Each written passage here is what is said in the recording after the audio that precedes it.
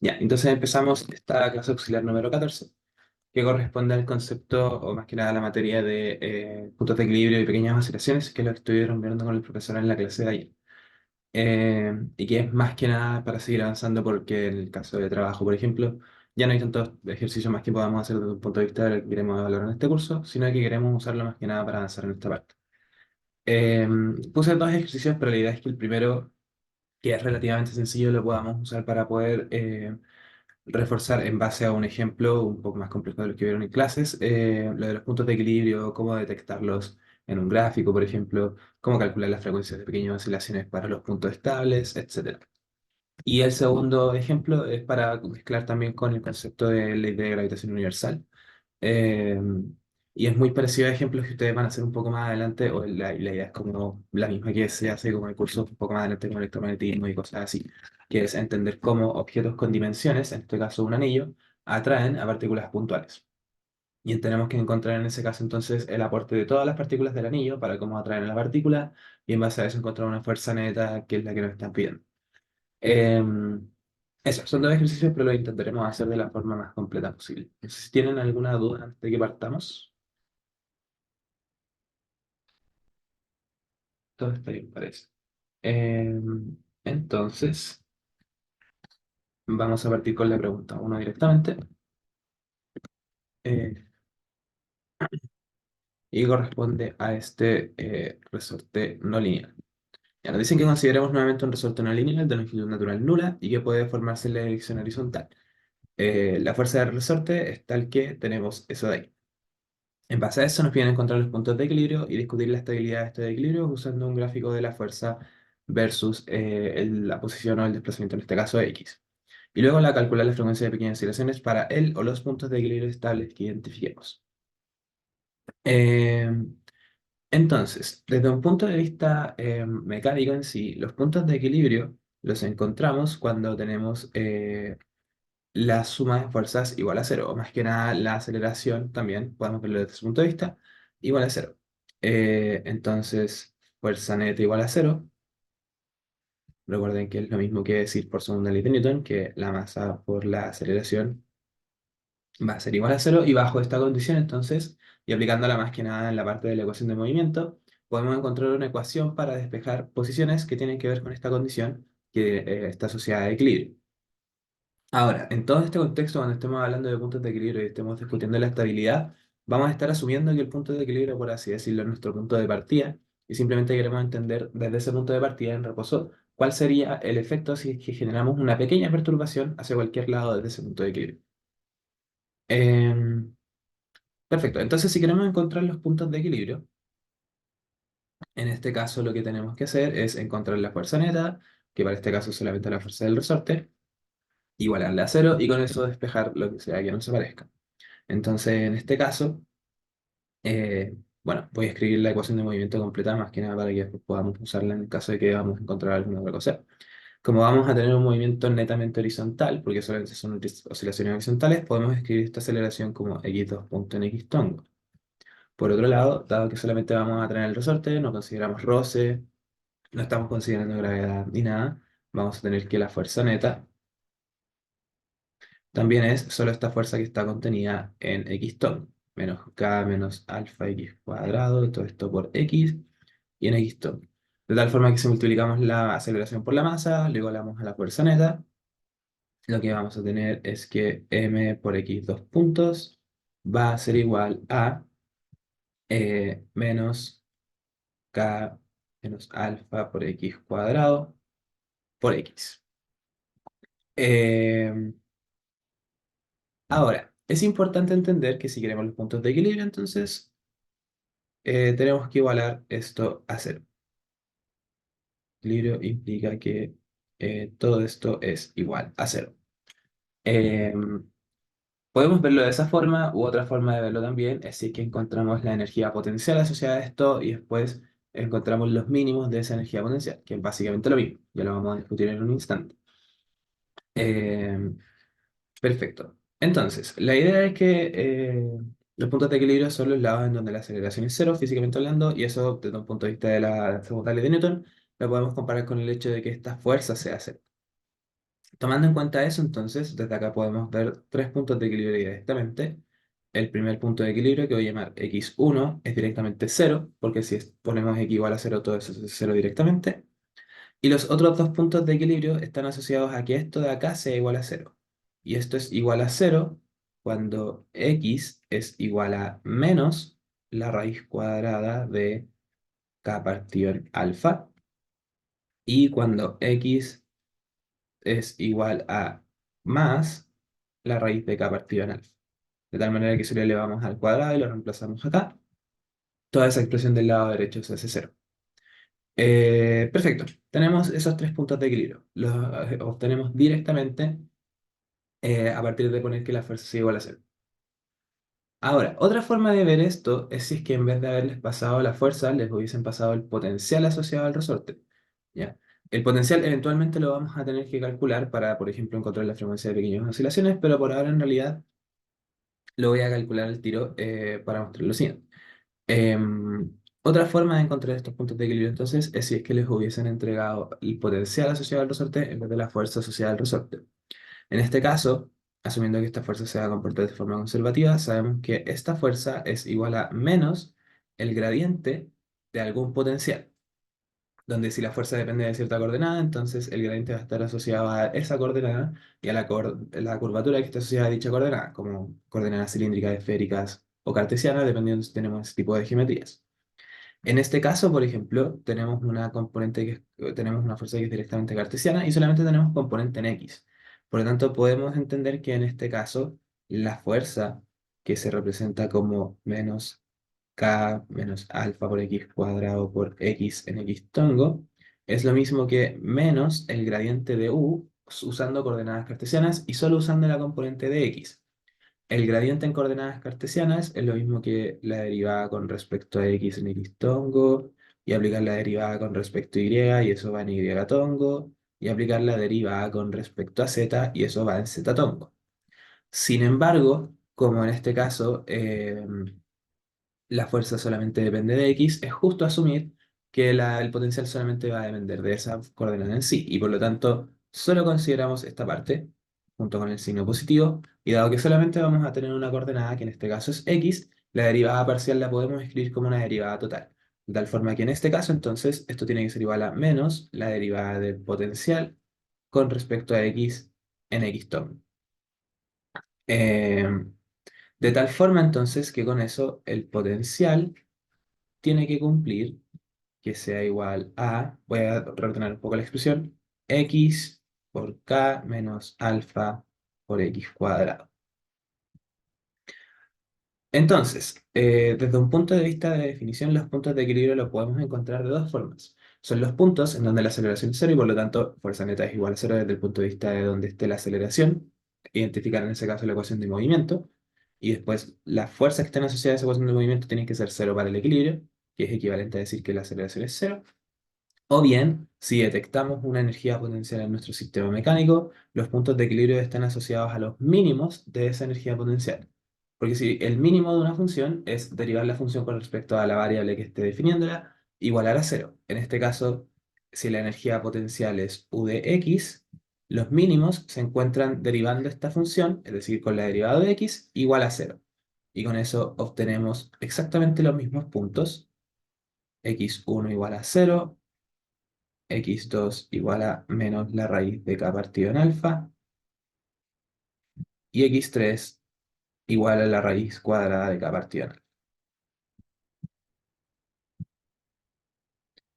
Eh, Perfecto. Y este paso fue más que nada para, de nuevo, entender cuál es la conexión entre las fuerzas y los potenciales de existir, en este caso, eh, y cómo entonces, si lo vemos desde el punto de vista del potencial, detectaríamos los puntos de equilibrio.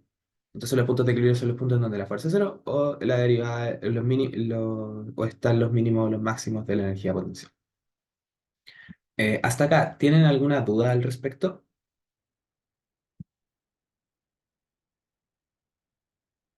¿No? Todo está bien. Ahora, solo por discusión, solo si en cierto sentido les preguntaran por la energía potencial asociada a esta fuerza, dado que tienen esta relación de acá con la derivada, ustedes pueden integrar a ambos lados con respecto a x, entonces entre algún valor de referencia y un valor arbitrario. eh, y al otro lado entonces van a tener también lo mismo, la integral entre un valor de referencia y un valor arbitrario de toda esa expresión en sí. Ahora, ese valor de referencia ustedes lo pueden escoger donde sea.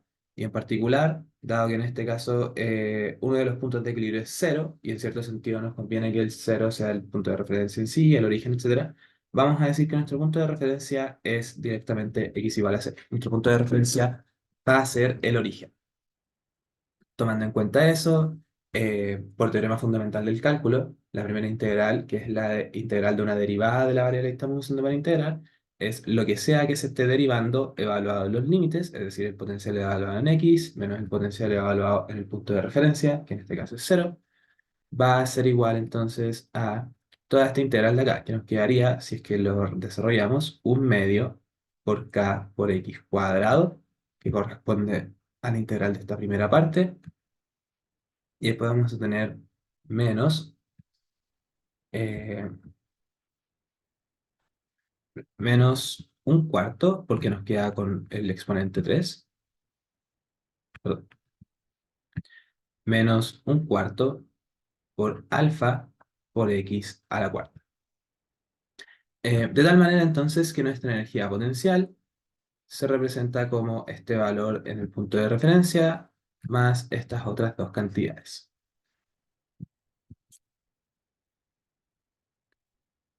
Eh, Perfecto.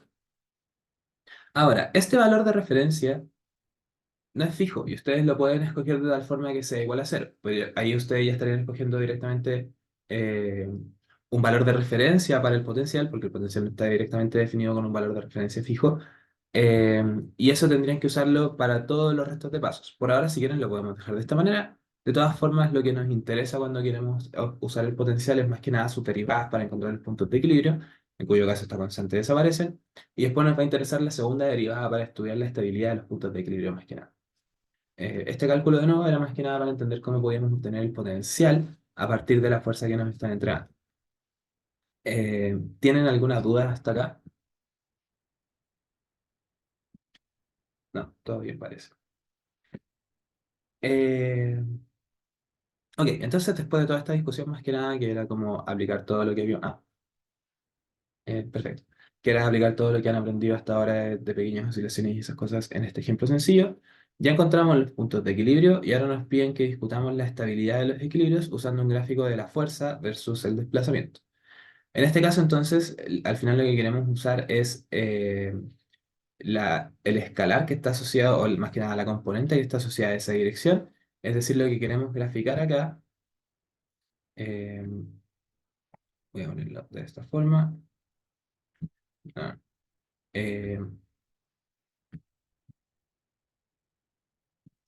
a ponerlo de esta forma, con el origen acá. Lo que queremos graficar es la fuerza f de x igual a menos k menos alfa x cuadrado por x versus x. Eh, para eso nos conviene denotar los puntos de equilibrio primero que todo. Ya sabemos que tenemos tres puntos de equilibrio, que es el cero, los voy a representar por ahora con puntitos solamente, x2, que es algún valor negativo de por acá, entonces aquí tenemos x1, x2, y aquí al otro lado, de forma simétrica, tenemos x3. Eh, Perfecto, entonces la función es tal que x es igual, perdón, x hace que la fuerza sea cero, esto hace que la fuerza sea cero y esto hace que la fuerza sea cero. Entonces la fuerza tiene que pasar por esos puntos desde la zona positiva hacia la zona negativa, porque es un cero. Eh, entonces, si consideramos valores muy pequeños de x, eh,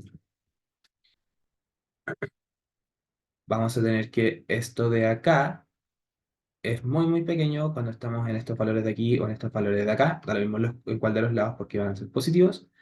Y entonces eso significa que hasta cierto punto todo esto de acá sería positivo, porque k es mayor que alfa por x cuadrado hasta cierto punto en donde el x cuadrado deja de ser lo suficientemente pequeño. Eh, para los lados positivos, como esto va a ser positivo y todo esto va a ser positivo, el total va a ser negativo. Eso significa que el gráfico aquí va a irse a los lados negativos. En algún instante va a volver a crecer, porque recuerden que este X3 también es un punto estable, lo voy a buscar por otro color. Eh, entonces esto empieza a bajar, tiene que irse hacia los negativos para los X positivos, pero después eventualmente tiene que pasar por este punto de equilibrio nuevamente, así que en algún instante tiene que volver y pasar así. Por otro lado, en la parte negativa, para el x negativo ocurre lo contrario. Esto va a seguir siendo positivo hasta cierto punto porque x cuadrado sigue siendo un valor negativo, pequeño, perdón, y positivo, entonces todo esto sigue siendo positivo, pero ahora el x es negativo y considerando este signo negativo de acá, todo nos queda positivo, de tal manera que todo esto avanza de esta forma. Eventualmente tiene que hacerse cero aquí y avanzar así.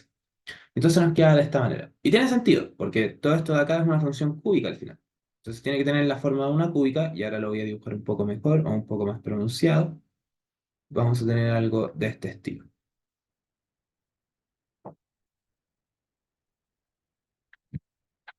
Eh, Perfecto. La idea es que calcen los puntos de equilibrio, de todas formas igual lo puedo volver a dibujar nuevamente.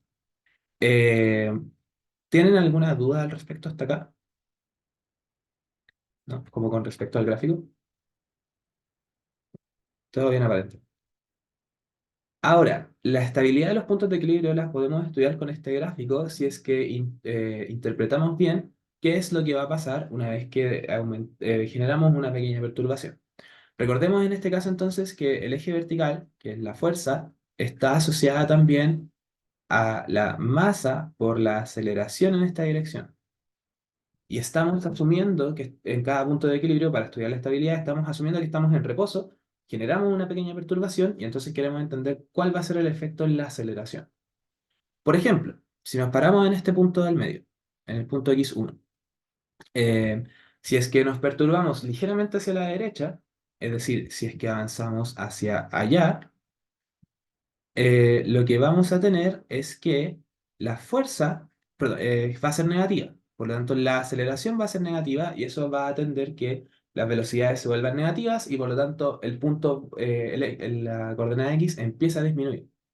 De nuevo, recuerden que toda esta situación la velocidad es cero inicialmente. Si generamos una pequeña perturbación, aumenta el x, disminuye la fuerza hacia los negativos, entonces, como la fuerza se hace negativa, la aceleración es negativa, significa que la velocidad tiene que disminuir, pero como la velocidad era cero, significa que la velocidad se hace negativa, y dado que la velocidad se hace negativa, x tiene que disminuir. Significa que si es que avanzamos hacia allá, hacia la flecha que estoy dibujando con verde, entonces la partícula va a tender a volver al punto, porque va a retroceder.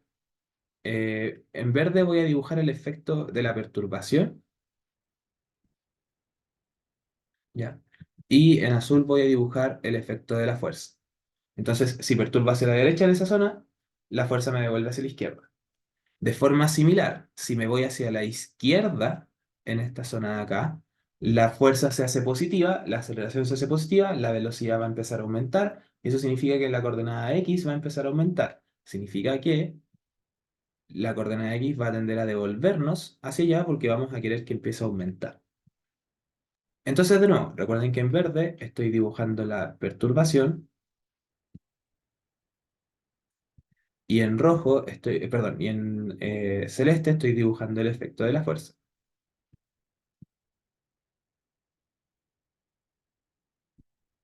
Y como tenemos entonces que al perturbar la partícula, o la coordenada x, perdón, va a aumentar o disminuir de tal manera que volvamos hasta el punto de equilibrio, esto de acá es un punto de equilibrio estable. Y para denotarlo gráficamente se denota con un puntito negro sólido. Entonces, esto de acá es un punto estable. De nuevo, la idea de que sea un punto estable es por el hecho de que si lo perturbo a cualquiera de los dos lados, el efecto de la fuerza va a ser restaurarme hacia el punto desde donde me desvíe.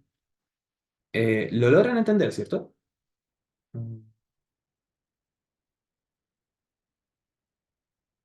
creo que sí. Déjame ver si en el chat hay una duda. Ya, perfecto, perfecto. Ya. Entonces, en los otros puntos de equilibrio vamos a tener una situación relativamente contraria. ¿Por qué? voy a borrar las flechas que estaba generando ahora porque eran para la primera situación. Sí, ahora voy a empezar a dibujar otras. Entonces, si me paro en este punto de equilibrio y me perturbo hacia la derecha, la fuerza va a ser positiva, la aceleración va a ser positiva, entonces la velocidad va a empezar a aumentar hacia los positivos y como la velocidad va a ser positiva, eso va a favorecer el crecimiento de la coordenada X. Por lo tanto, la fuerza nos va a generar un aumento en esa dirección para la posición. De forma similar, si desde ese punto yo me perturbo hacia la izquierda, voy a tener una aceleración que es negativa. Entonces eso va a hacer que mi velocidad sea negativa y por lo tanto va a favorecer una disminución de la coordenada X. Es decir, en ese caso el efecto de la fuerza sería avanzar hacia allá.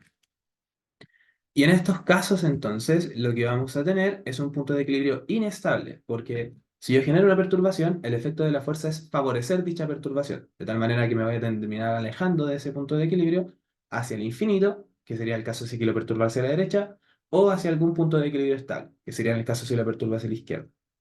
Y en estos casos, entonces, estos puntos de equilibrio se denotan con un puntito blanco sólido, y para demarcarlo, obviamente lo voy a encerrar como con una circunferencia. Y entonces esto denota un punto de equilibrio inestable. Y si nos damos cuenta, el punto x2 es similar, porque si yo lo perturbo hacia la derecha, obtengo una fuerza positiva, eso significa una aceleración positiva, y por lo tanto velocidad positiva, y eso va a favorecer que empiece a aumentar la coordenada x. Y en el caso en que me perturbe hacia la izquierda, vamos a tener una fuerza negativa, significa que es una aceleración negativa, y eso va a favorecer que nos empecemos a mover más hacia la izquierda. Y por lo tanto, en este punto, también vamos a presentar un punto de equilibrio inestable porque cualquier perturbación va a ser favorecida por el efecto que se genera en la fuerza bajo dicha perturbación. Y en resumen, eso sería como la parte de discutir la estabilidad de los equilibrios usando un gráfico de F versus X. Ustedes cualitativamente, si es que logran graficar lo que sea que les entreguen como fuerza, pueden entender cómo va a ser la estabilidad de dichos puntos. Y de esa forma, entonces, entender cuáles van a presentar pequeñas oscilaciones, que van a ser los estables, y cuáles simplemente no los vamos a considerar de ahí en adelante porque son inestables. Entonces, no hay ningún comportamiento interesante en torno a sus puntos de equilibrio. Solo nos van a interesar los estables. Ah, y lo que me faltó es que los circulitos vacíos son inestables. Eh, perfecto. Y esto además sirve como información para lo de la parte B, porque ya sabemos cuál es el punto de equilibrio y que corresponde a x1 igual a 0. Eh, Ahora, en este punto también es importante entender que el o los puntos de equilibrio estables, cualquiera de los puntos de equilibrio estables, son los que nos sirven como punto de referencia. Entonces, en realidad, delante, cuando puse que el punto de referencia igual a 0, era porque de antemano sabía que el punto x0 igual a 0 iba a ser el punto de equilibrio estable. Hasta este punto, si es que todavía no sabían cuál es el punto de equilibrio estable, conviene mantenerlo como un x0 arbitrario simplemente que se va a seguir arrastrando por acá y por acá y van a quedar algunos resultados por aquí también, por la integral del lado derecho. Pero después cuando se den cuenta de que cuál es el punto de equilibrio, ustedes usan ese punto como punto de referencia. Entonces eso hace que esto sea válido, etcétera, y que de hecho quede un poco más conveniente para lo que viene a continuación.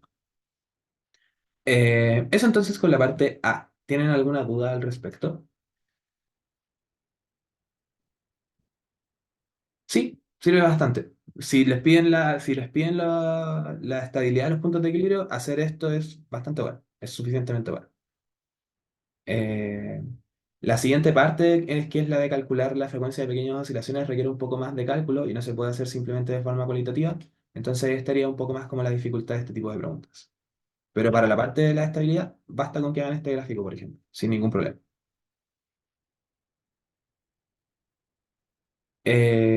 ¿Hay más dudas hasta acá?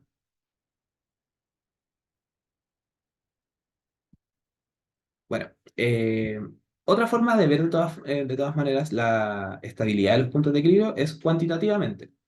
¿Ya? Otra forma, para continuar con la parte A, en realidad todavía no vamos a pasar a la parte B, otra forma de caracterizar la estabilidad de los puntos de equilibrio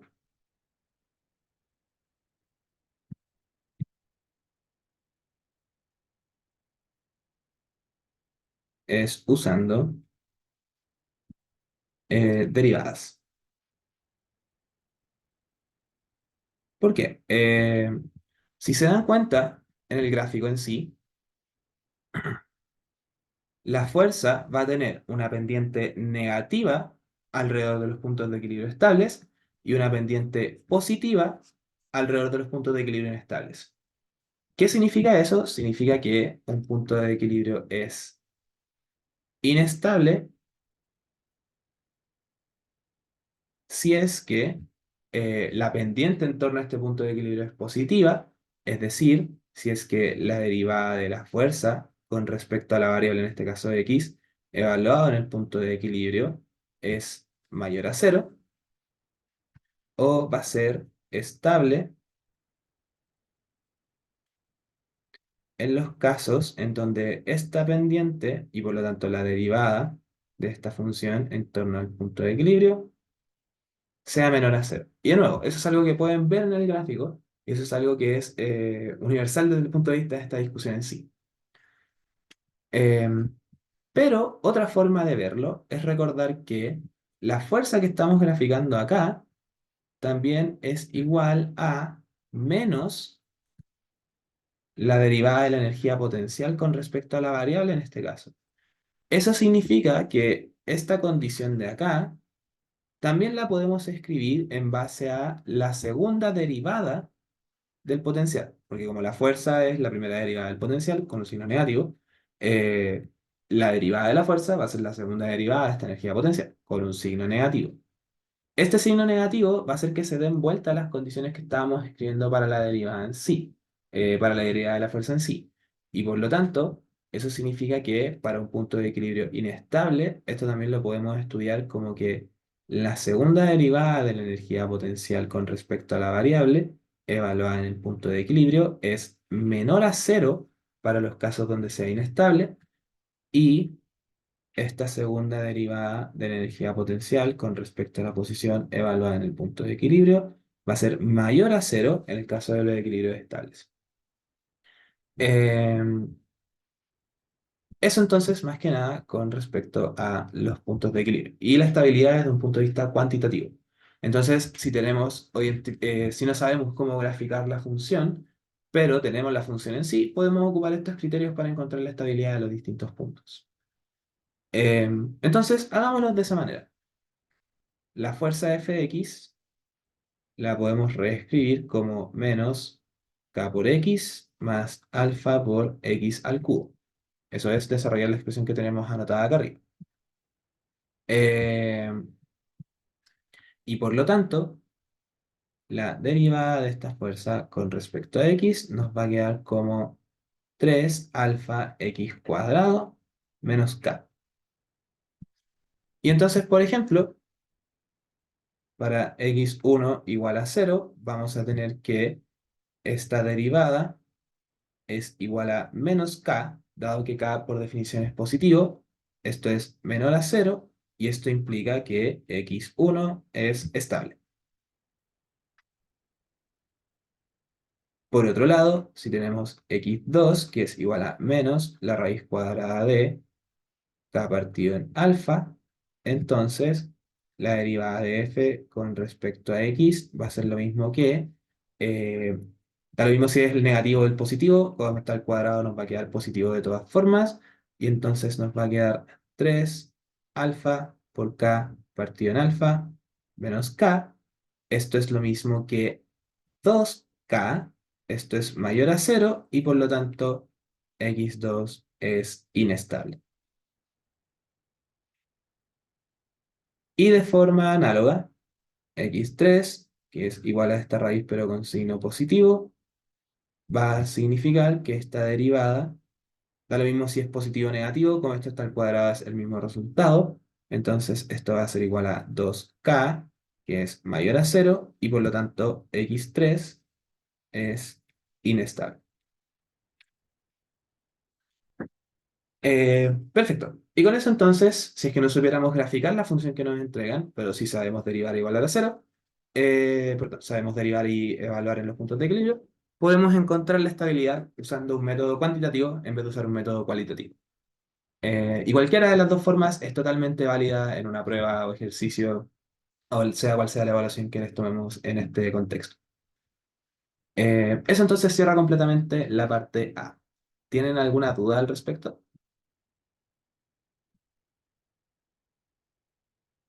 Todo bien aparentemente. Perfecto. Eh, Genial. Entonces, ahora vamos a la parte B, en donde queremos la frecuencia de pequeñas oscilaciones para el o los puntos de equilibrio estables. Entonces, para lo de para la frecuencia de pequeñas oscilaciones, hay una fórmula, entre comillas, que vieron que involucra la raíz cuadrada de un término multiplicado por la segunda derivada del potencial evaluado en el punto de equilibrio. Pero el término que acompaña a esa segunda derivada dentro de la raíz no siempre es, por ejemplo, uno partido en la masa.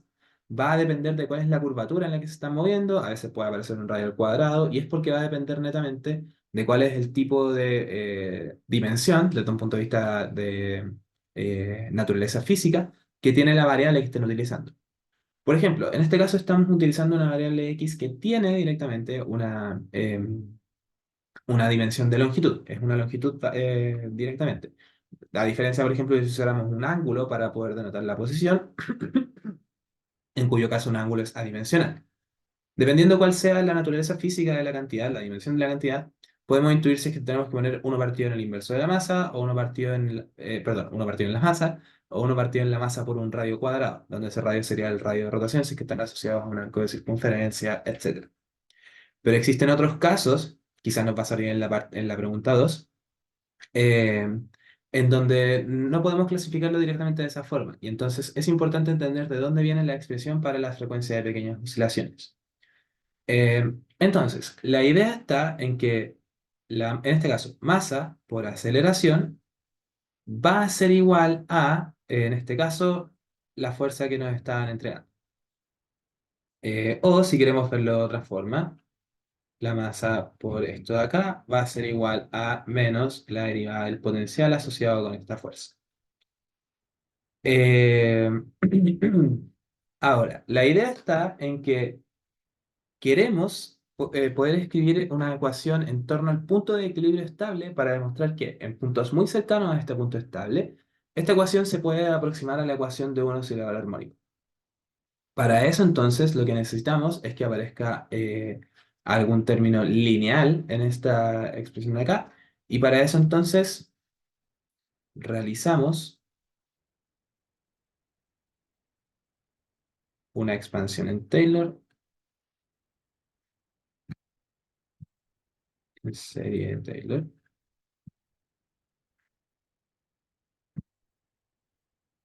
para f o la derivada en sí de este potencial en torno a x de equilibrio estable.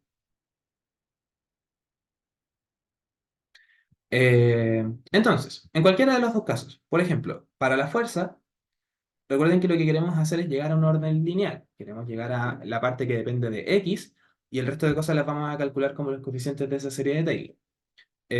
Para esta función, entonces, la serie de Taylor sería igual a la función evaluada en torno al punto donde queda esa serie de Taylor, entonces, en este caso, en torno al punto de equilibrio estable, más la primera derivada de esto, evaluada en este punto de equilibrio, y esto multiplicado por x menos x de equilibrio.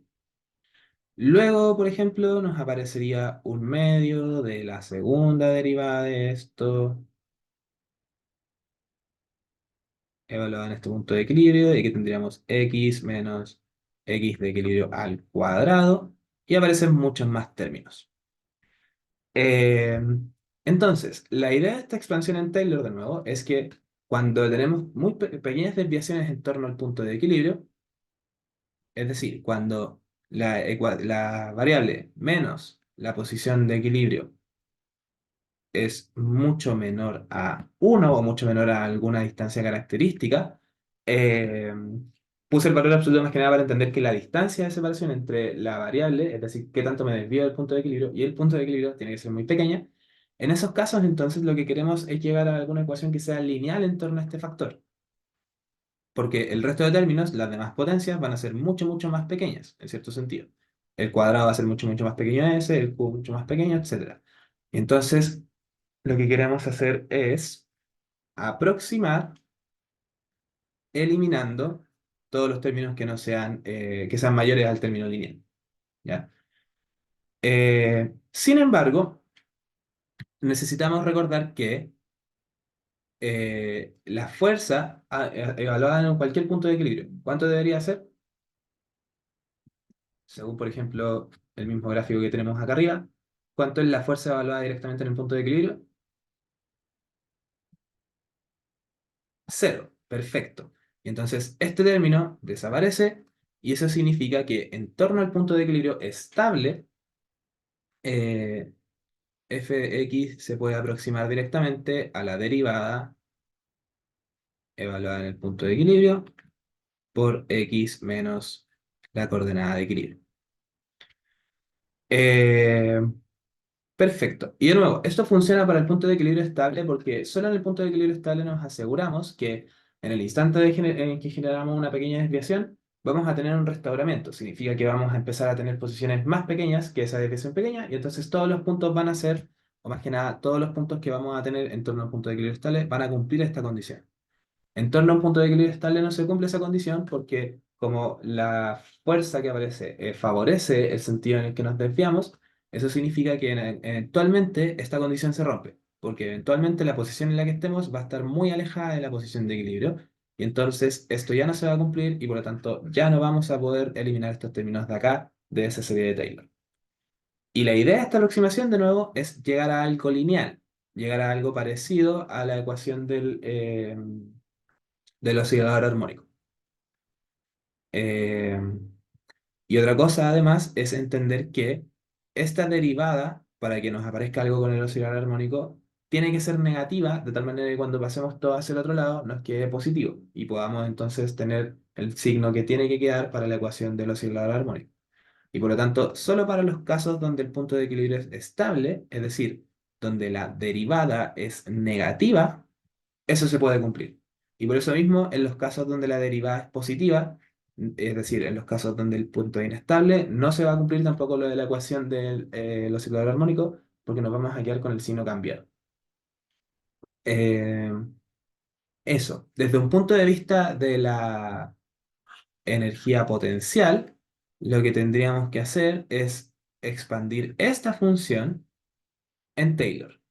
Como está ese signo negativo, en realidad lo voy a simplemente utilizar, entonces vamos a tener que esto es lo mismo que la función evaluada en el punto de equilibrio. Lo voy a anotar de esta forma.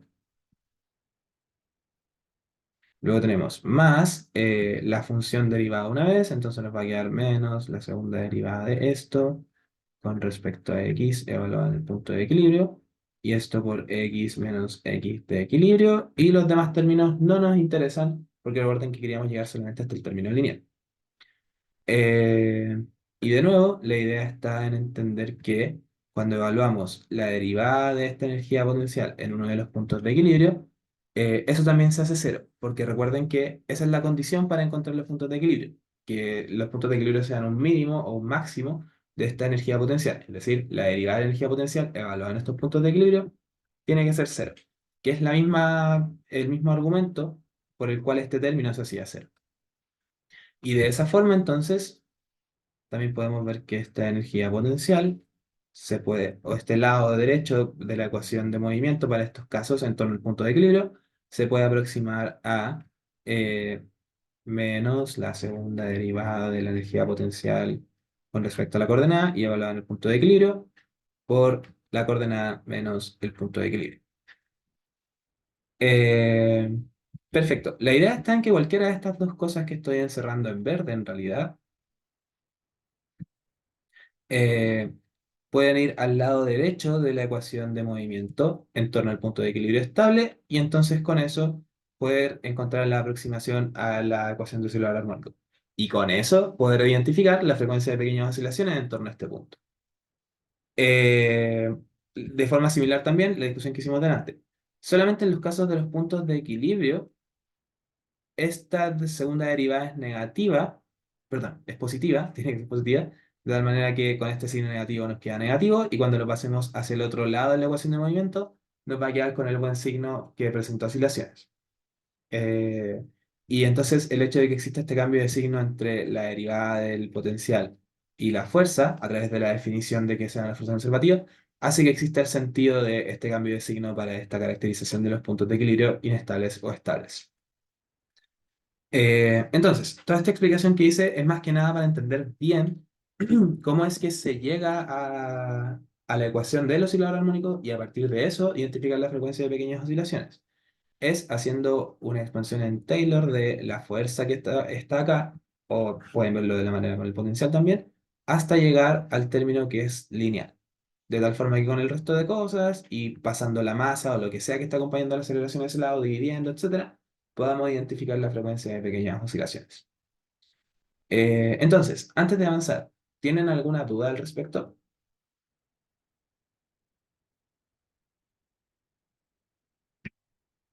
Todo bien parece. Ya.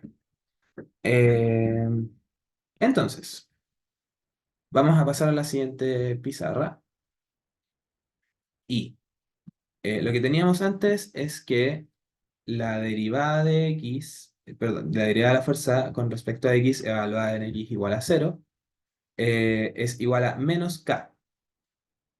Entonces, para x de equilibrio igual a cero, vamos a tener que f de x, entonces, es aproximadamente la derivada de f con respecto a x evaluada en x igual a cero eh, por x menos cero.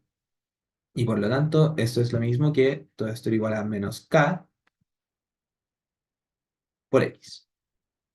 De tal manera entonces que la masa por la aceleración es aproximadamente menos k por x. Eso significa entonces que x dos puntos más k partido en m por x es igual a cero. Y entonces directamente vamos a tener que la frecuencia de pequeñas oscilaciones que corresponde a la raíz cuadrada del término que está acompañando a x, va a ser igual a la raíz cuadrada de k partido en n. Y este sería entonces el resultado de la parte B. Era relativamente sencillo, pero la idea era poder explicar todo esto de cómo calcularlo, cuál era la lógica detrás de esta serie de Taylor en sí. Y en este caso tiene sentido que lleguemos al resultado de un resorte cualquiera, porque recuerden que la idea de este resorte no lineal es que es como un resorte lineal, tenemos el término menos k por x, más una corrección cúbica. Entonces, la serie de Taylor en realidad ya estaba hecha. Porque esto ya es la serie de Taylor en sí. ¿Dónde fue que lo había escrito de forma expandida? Acá. La fuerza ya está representada como una serie de potencias, solo que tiene solo dos términos, y lo único que tendremos que hacer es eliminar el término que no sea el lineal. Entonces, en este caso es como mucho más evidente el hecho de que todo este procedimiento simplemente nos llevaba a la aproximación de quedarnos con los términos lineales. Podríamos haberlo hecho también de forma directa, pero eso es solamente por el hecho de que estos ya eran dos términos asociados a potencias de x. Así que, por ejemplo, aquí tuviésemos menos k por x y esta corrección de acá fuese cualquier otra función, como una exponencial, un coseno o un seno, tendríamos que hacer la serie de Taylor porque la función que sea que esté acá podría aportarnos con una parte lineal que podría cambiar ese factor menos k. Eh, Eso más que nada para entender de que esta es la forma general. Aunque si tienen una combinación de cosas que ya son potencias de la variable, simplemente se quedan con los términos que sean lineales. Eh, Perfecto. Y eso entonces con el primer ejercicio de la clase auxiliar. ¿Tienen alguna duda al respecto?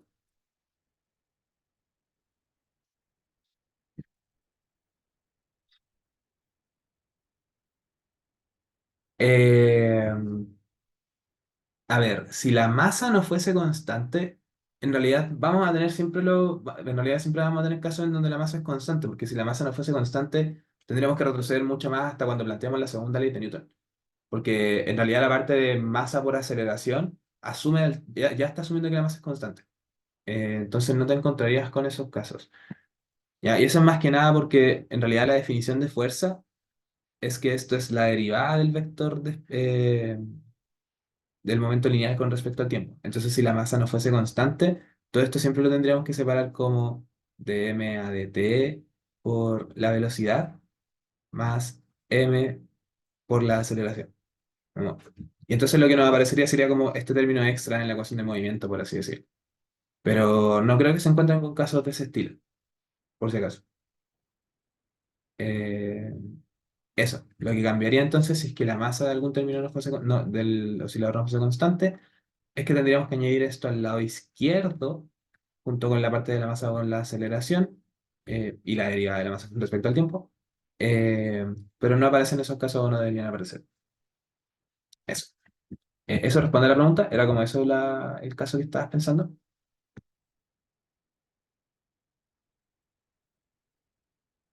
Perfecto. Ya. Eh, Genial. Entonces, eso con respecto a la pregunta uno. Si no hay más dudas, pasaremos a la pregunta 2.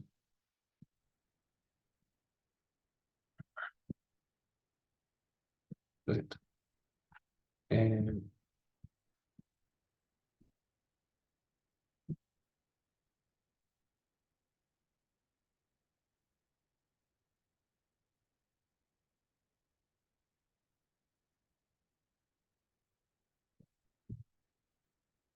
Estoy copiando el enunciado.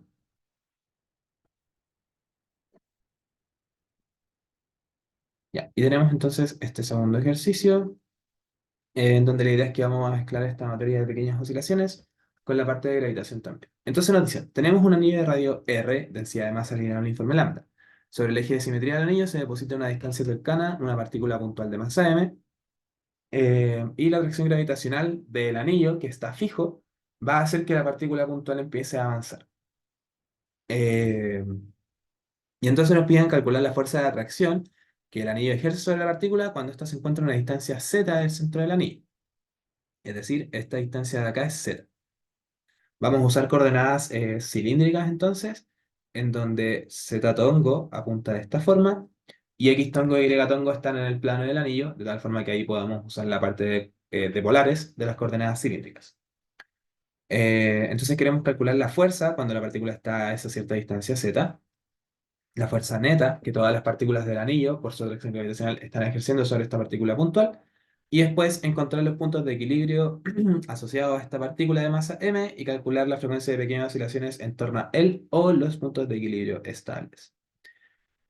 Eh, entonces, voy a copiar y pegar el dibujo quizá un poco más grande para lo que voy a analizar ahora. Eh, Tenemos este sistema de acá. Y la idea de este sistema entonces está en que cada una de las partículas del anillo, o sea, supongamos que la que está justo acá, eh, va a estar atrayendo a la partícula de masa m. Y de nuevo, como el anillo está fijo, lo que sabemos es que la fuerza va a ir de esa forma, en esa dirección y sentido. Eh, Entonces, primero que todo, la magnitud de esta fuerza, que vamos a decir que es una pequeña fuerza F, va a estar asociada a la ley de gravitación universal. Solamente estamos tomando en cuenta la magnitud. Entonces va a ser la constante de gravitación universal por la masa de la primera partícula que estamos tomando en cuenta, por la masa de la segunda partícula, a la cual vamos a llamar dm mayúscula para no confundirnos, y todo esto dividido en la distancia de separación, que voy a denotar R menos R', por así decirlo, al cuadrado. Déjenme, no, no es al cuadrado. Déjenme rectificar. Sí, sí, es al cuadrado, perdón. Eh, lo voy a rectificar solamente para, sí, es al cuadrado, perfecto. Entonces, de nuevo, esos vectores que estoy dibujando ahí más que nada corresponden a el vector posición de la partícula de masa m y el vector posición asociado a la partícula arbitraria que estamos considerando. ¿Ya? En este caso podemos entender que R más este vector rojo que voy a llamar U es igual a R',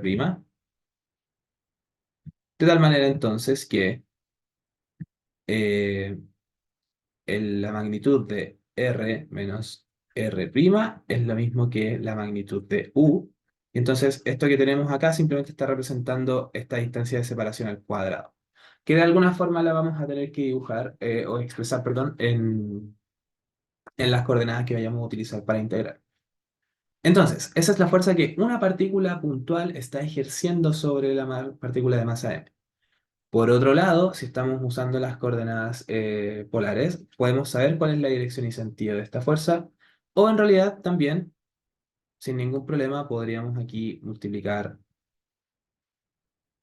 por esto al cubo. Perdón, la dirección de la fuerza va a estar en la dirección unitaria de U.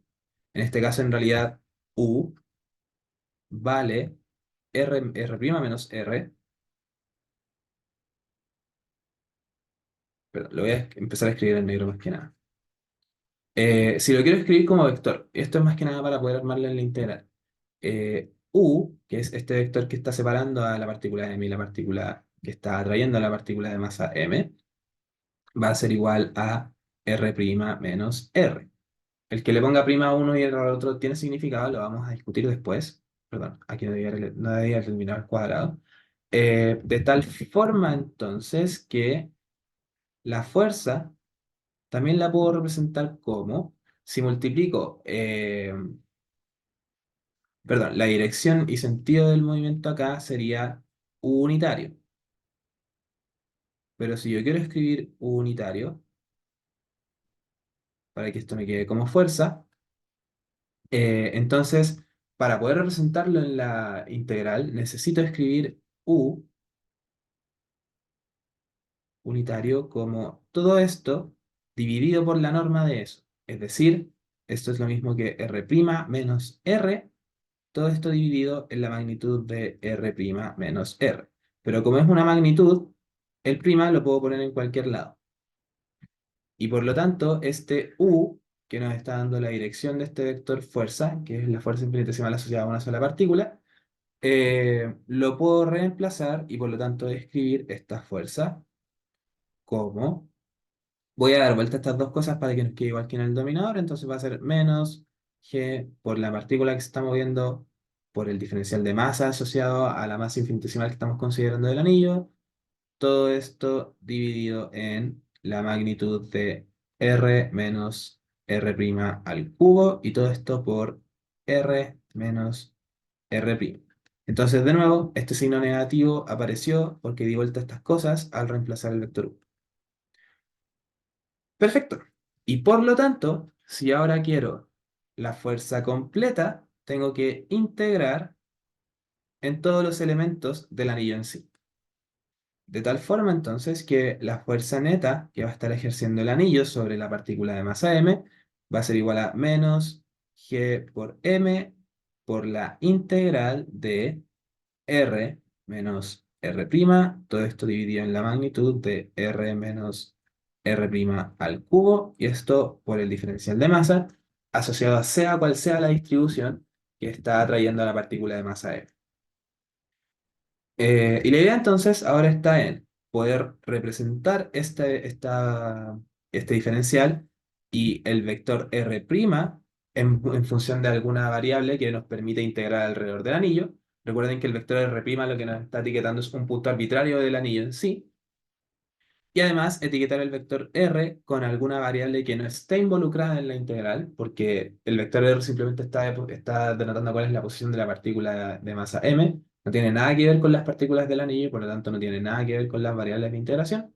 Y al reemplazar vamos a poder empezar a desarrollar esta integral y poder integrar sin ningún problema para obtener la fuerza neta. Por ahora lo que me interesa es saber si es que se entiende cómo armamos esta expresión para la fuerza total que el anillo está ejerciendo sobre la partícula. ¿Se logra entender?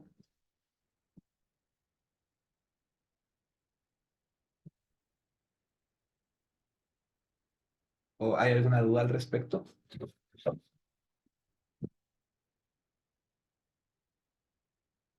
Presente por el ruido, estoy enchufando el computador. ¿Qué es lo que te confunde?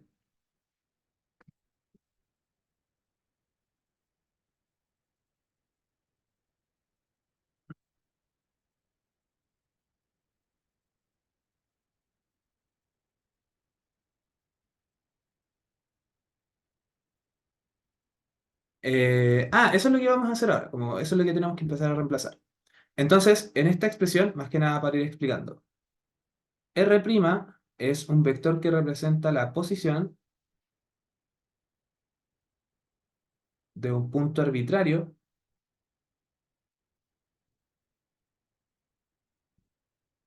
del anillo.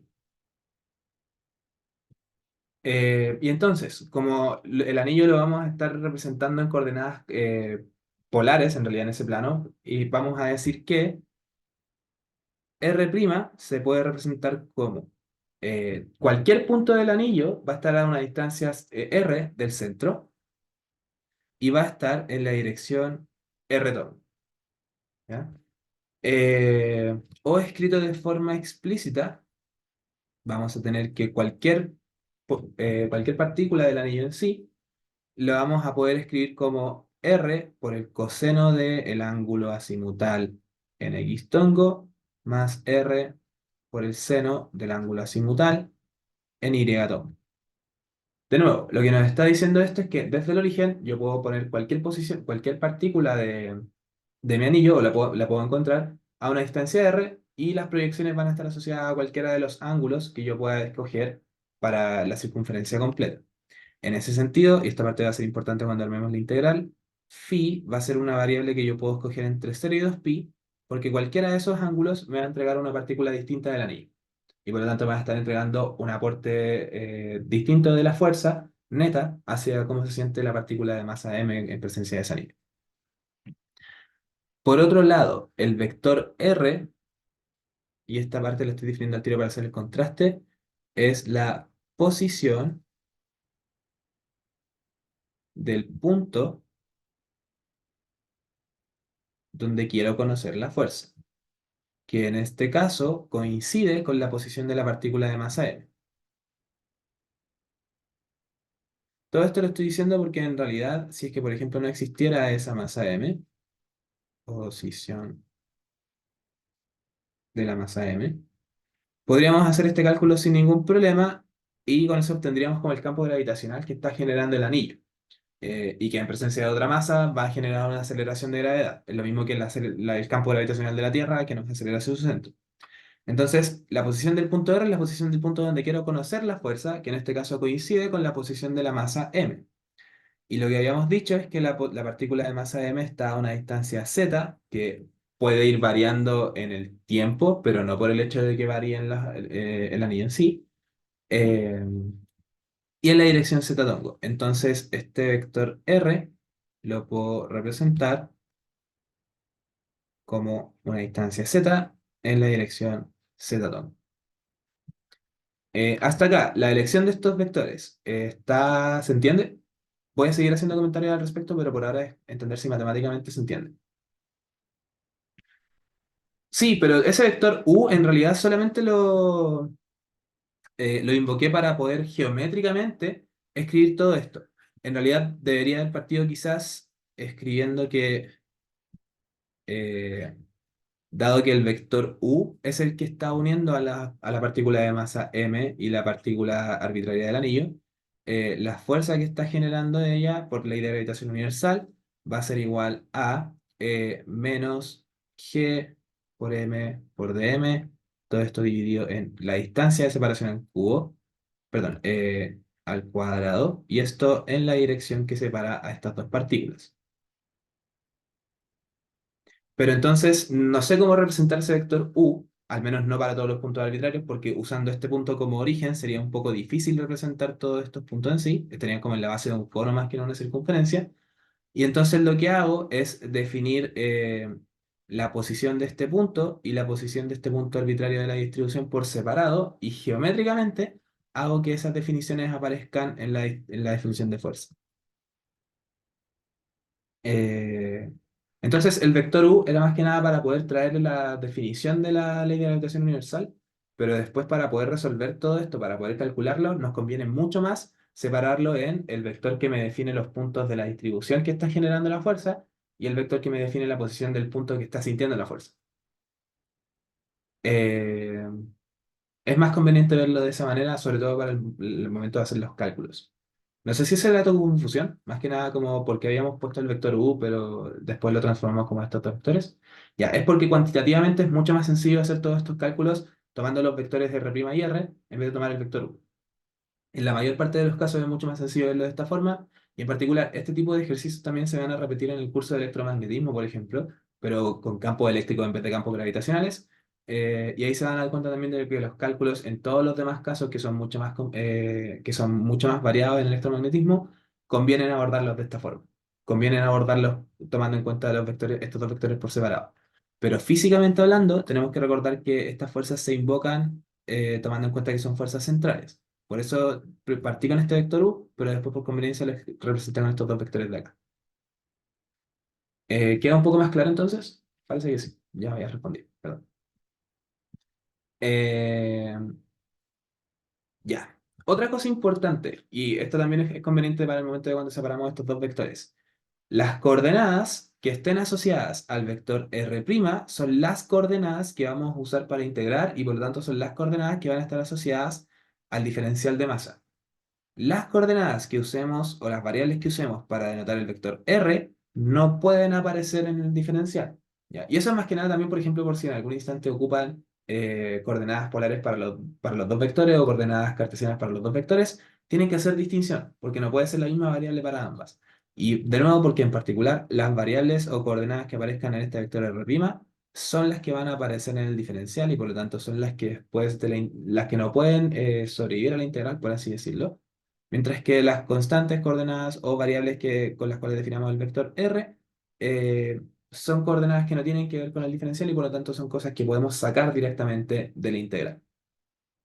Eh, Eso entonces con respecto a cómo también identificar cómo armar cómo ir armando esta integral. Una cosa es entender que las coordenadas asociadas al vector R' van a estar asociadas con las variables de integración. Y eso nos lleva entonces a seguir desarrollando la otra parte de la integral que corresponde a este diferencial de masa. El diferencial de masa se va a desarrollar dependiendo si nuestra distribución de masa es lineal, superficial o volumétrica. En el caso de ser lineal, este diferencial de masa va a ser igual a la densidad lineal de masa, que nos dicen en este caso que es lambda y que podemos considerar constante en este caso, por un diferencial de línea, donde el diferencial de línea está asociado a un pequeño pedacito de la curva que define a nuestra distribución de masa. En este caso, la curva que define nuestra distribución de masa es una circunferencia de radio r. Eso significa que esta pequeña partícula que estoy representando acá en realidad se puede considerar como un pequeño arco de circunferencia. Es como un pequeño arco de toda esta circunferencia completa. Y ese pequeño arco lo podemos representar entonces, bueno, el lambda no hacemos nada, lo podemos representar como el radio de la circunferencia por el ángulo asociado a ese arco infinitesimal. Y entonces con eso, el diferencial de masa lo escribimos con un diferencial que está asociado a la coordenada con la cual definimos R'. Perdón. Y además, ya sabemos cuáles son los límites de integración porque entendemos que para poder recorrer todos los puntos de nuestro anillo, el ángulo tiene que recorrer una vuelta completa. Y con todo esto, ya estamos listos y listas para reemplazar y empezar a desarrollar. Antes de eso, ¿tienen alguna duda al respecto?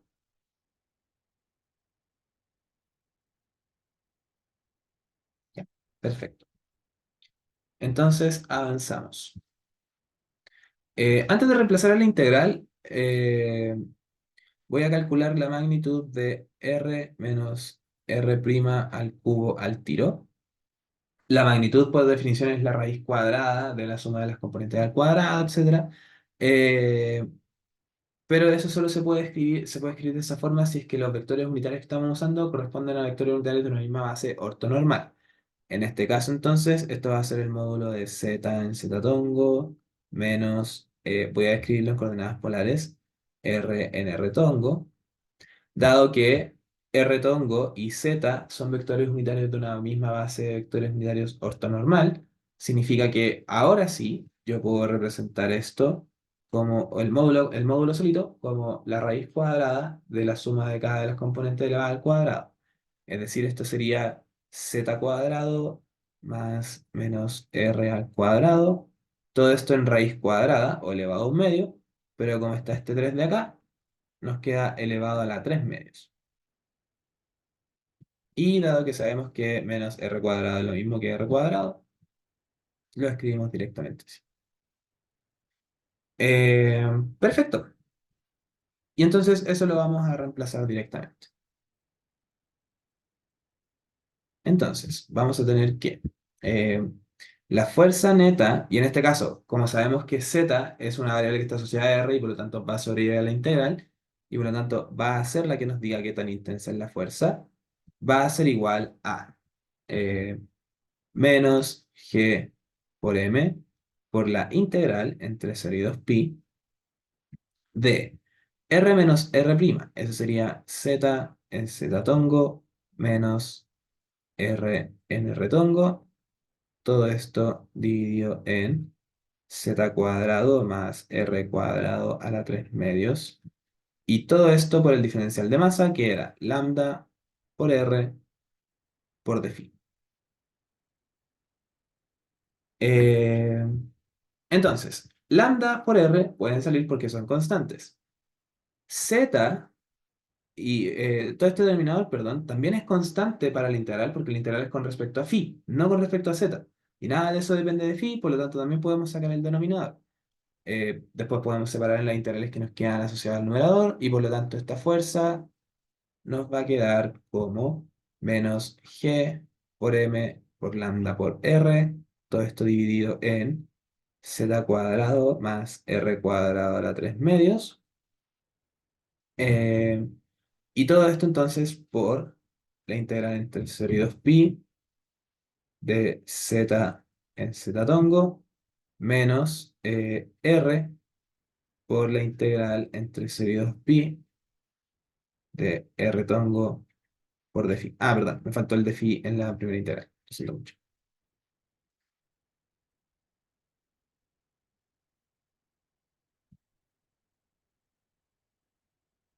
Eh, ahora, los vectores unitarios tienen que tener mucho cuidado al momento de trabajarlos con las integrales porque algunos de estos vectores unitarios dependen implícitamente de ciertas coordenadas.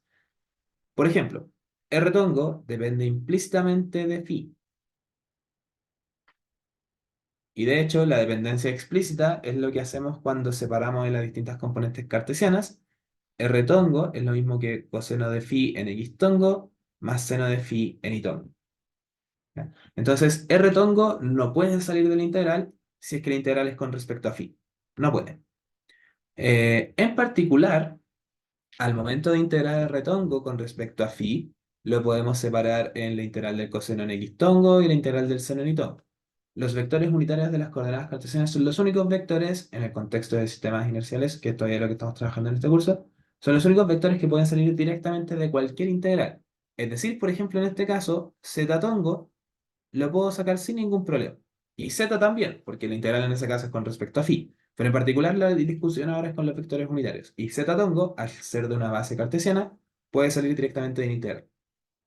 R tongo no, pero esta integral se podría transformar en la integral del coseno de phi, y x tongo podría salir de la integral, y la integral del seno de phi, que también puede salir de la integral.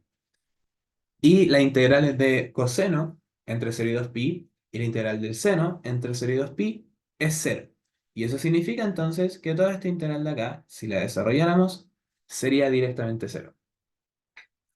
Otra forma de verlo es que esta integral corresponde a la suma de R tongo en toda la circunferencia. Y si tenemos una circunferencia completa, de radio unitaria, de radio igual a 1 en todo caso, si tengo un R tongo acá, para cierto ángulo phi, eventualmente en algún punto de la integral me voy a encontrar con el vector opuesto. Y entonces ambos se suman, son 0, y eso pasa en toda la circunferencia. Por lo tanto, al integrar este vector unitario en toda la circunferencia, el resultado es directamente 0.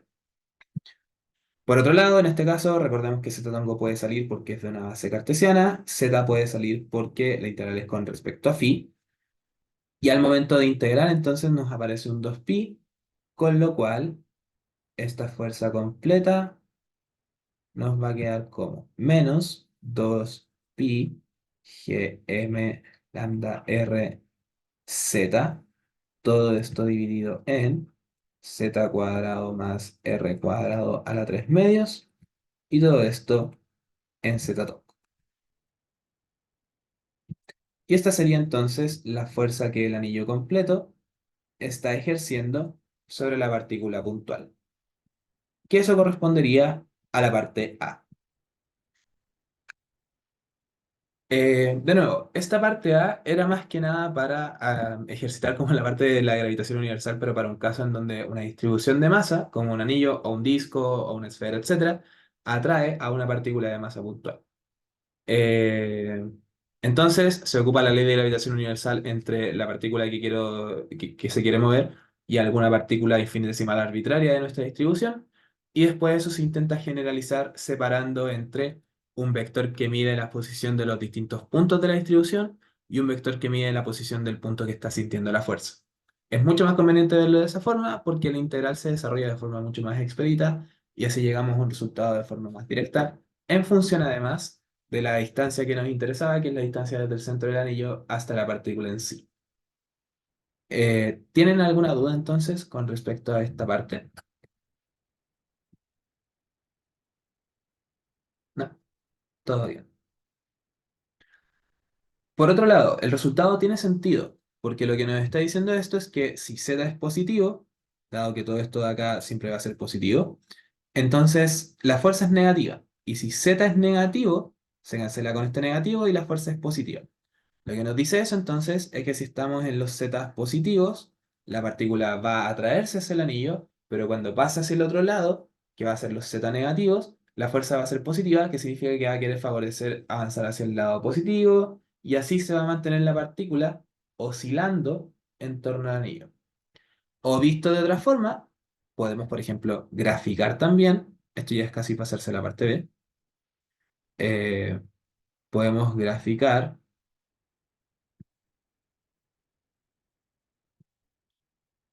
la fuerza sin el z-tongo en realidad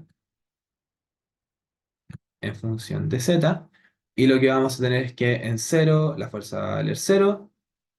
Cuando z sea positivo, entonces esto se va a ir disminuyendo, y eh, cuando nos vayamos al infinito, todo esto va a ser proporcional a z al cubo. Es decir, todo esto va a ser proporcional a z y perdón, a 1 partido en z, y de esa forma entonces vamos a tener que la fuerza se comporta de esta manera para este lado y de esta manera para este otro lado. Y es asintótico hacia el cero. Si se dan cuenta, cuando z tiende a infinito para cualquiera de los dos lados, la fuerza va a ir tendiendo a cero. Eso significa que tengo un solo punto de equilibrio, y ese punto de equilibrio es estable porque la pendiente es negativa alrededor de ese punto. O más que nada porque si nos pasamos a la zona con z positivos, la fuerza favorece que desaceleremos. Si nos pasamos a la fuerte con z negativo, la fuerza favorece que aceleremos. Eh, Hubo otra forma de encontrar el punto de equilibrio, es simplemente decir que esto sea igual a cero, y la única forma de que esto sea igual a cero es que z sea igual a cero.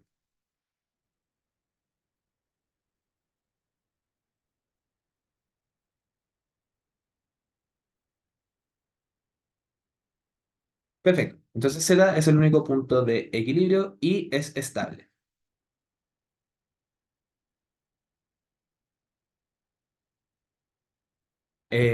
¿Tienen alguna duda al respecto? Como con esta discusión en sí. No, todo bien. Eh, Perfecto. Tenemos el punto de equilibrio y por lo tanto, como sabemos que es un punto de equilibrio estable, queremos la frecuencia de pequeñas oscilaciones en torno a este punto. Para eso, lo que debemos hacer es calcular la serie de Taylor de esto. Es decir, bueno, dado que nos estamos moviendo en una línea, lo que vamos a tener es que la aceleración es z2 puntos en z-tongo, y por lo tanto la ecuación de movimiento va a ser m por z2 puntos igual a menos 2 pi por g por m lambda r por z dividido en z cuadrado más r cuadrado a la 3 medios. Em, pero lo que queremos es... claro, sí, o sea, lo que pregunta Diego es si es válido como el z infinito como punto de equilibrio. Eh, no es válido desde el punto de vista de que nunca vas a llegar al infinito. Como el infinito no es un valor en sí, sino que es simplemente como un concepto de que puedes alejarte hasta el infinito sin ningún problema. Entonces, en ese sentido, no es válido como punto de equilibrio. Porque la fuerza jamás se va a hacer cero, solo está tendiendo a cero. Pero la partícula va a seguir sintiendo una fuerza en el infinito, teóricamente hablando, que la está atrayendo hacia el anillo. En este momento, por ejemplo, todos sentimos una fuerza que el Sol hace que nos atraiga hacia el mismo, que sería en ese sentido, pero es muy, muy minúscula. Y entonces se siente y se percibe como un punto de equilibrio, pero no es un punto de equilibrio, como tal. Eso, perfecto. Sí. Y la respuesta como matemática y directa es por el hecho de que, de nuevo, el infinito no es un valor al que podamos llegar en algún instante, así que no es un valor en el que podamos evaluar. Solo podemos estudiar su comportamiento asintótico así. Ya, volviendo a esto entonces, lo que queremos es aproximar esto a, ya sabemos que el término que es la fuerza de valor en este punto de equilibrio se va a hacer cero, lo queremos aproximar a la derivada de esta fuerza con respecto a z en este caso, evaluarla en z igual a cero, y esto por z menos el punto de equilibrio, que vendría a ser cero. Entonces necesitamos la derivada de la fuerza, la derivada de todo esto de acá, y evaluarlo en z igual a cero.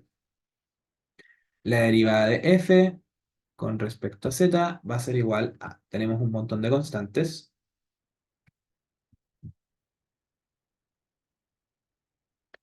eh, y entonces después tenemos la derivada de z partido en todo esto que está acá. La derivada de una división es la derivada del de arriba por el de abajo sin derivar,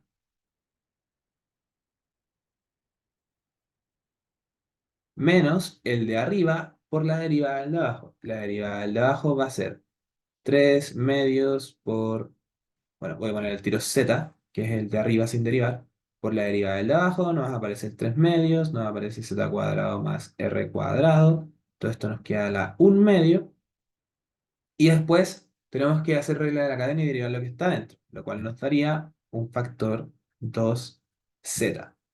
Y todo esto dividido en el denominador al cuadrado. Es decir, todo esto dividido en z más r cuadrado a la 3 medios al cuadrado, entonces nos queda al cubo.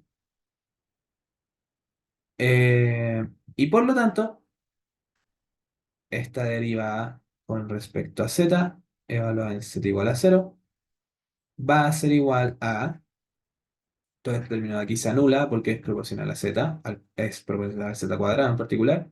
Eh, Nos va a quedar r al cuadrado elevado a la 3 medios es r al cubo. Todo esto dividido en r elevado a 6. Y por lo tanto, perdón, y me faltan todos los factores que están adelante.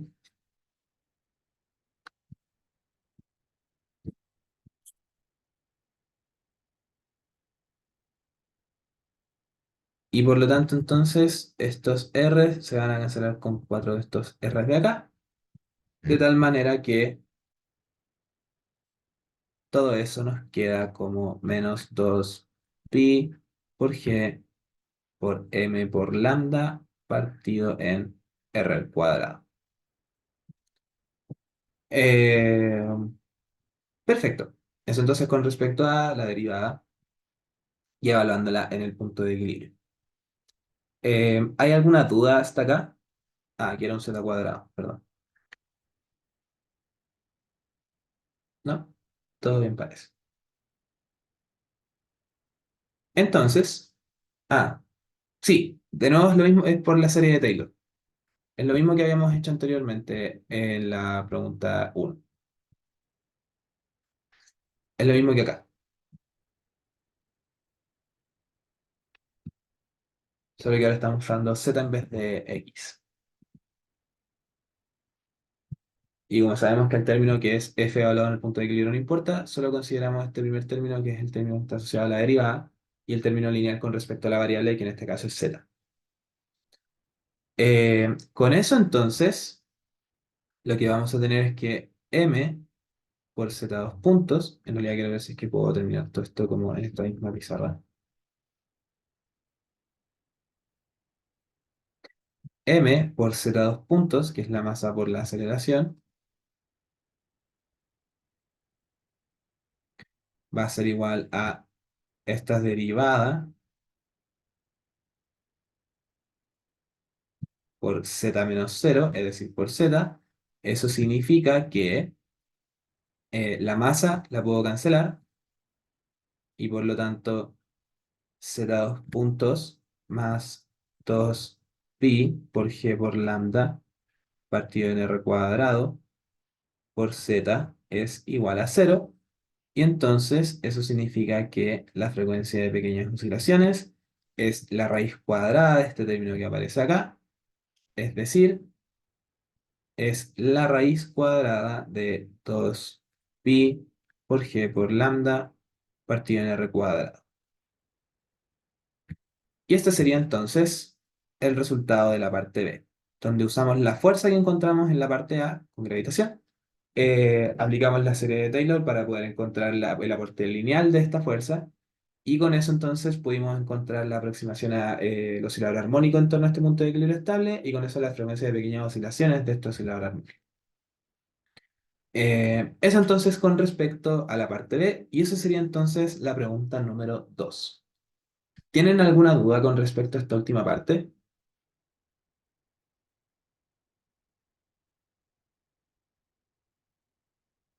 Todo está bien aparentemente. Eh, Perfecto. Y esa sería entonces la clase auxiliar de hoy más que nada.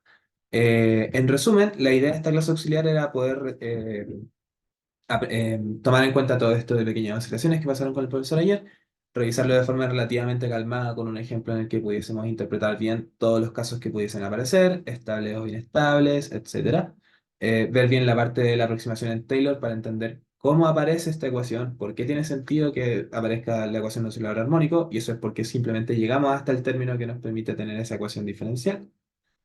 Y además saber cómo calcular los coeficientes de ese término lineal para de alguna forma poder saber cómo calcular las frecuencias de pequeñas oscilaciones. Lo cual hicimos en estos dos casos. Lo único extra de la parte B, perdón, de la pregunta 2 era la parte A, que era la de calcular esta fuerza neta usando ley de gravitación universal e integrando en alguna distribución de masa que no fuesen puras masas puntuales. Eh, Eso entonces. Si no tienen más dudas, la clase auxiliar queda hasta acá. Les subo el video de esta y la de la otra clase auxiliar, que me di cuenta que no se los había subido todavía, en unos minutos. Y eso. Si no hay más dudas, salir de irse. Espero que tengan un muy buen resto de semana.